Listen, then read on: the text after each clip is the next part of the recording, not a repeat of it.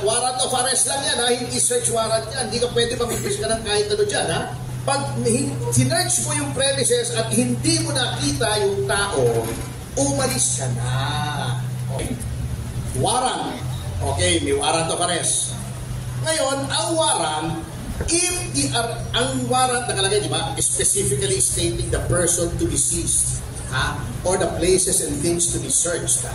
Nasa Bill of Rights yan. Okay, pangalan, tama yung pangalan. Hahanapin mo yan ngayon.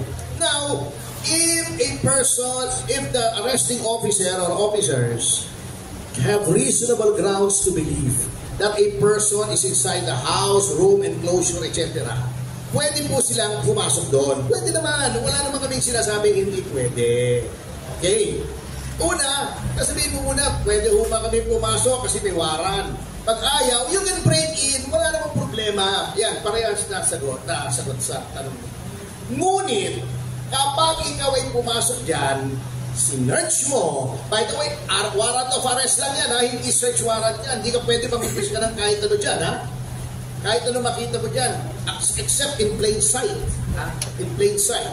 Hindi ka pwedeng naghuhukay-hukay ka dyan o whatever. Ha? Pag sinerch mo yung premises at hindi mo nakita yung tao, umalis ka na. Okay. Kung gusto mo, pulis ka naman, i-surveillance mo, maglagay ka ng mga tao sa harap. Pero for you to enter, hindi nyo nakita, hindi ka na umalis, hindi pwede yun naman.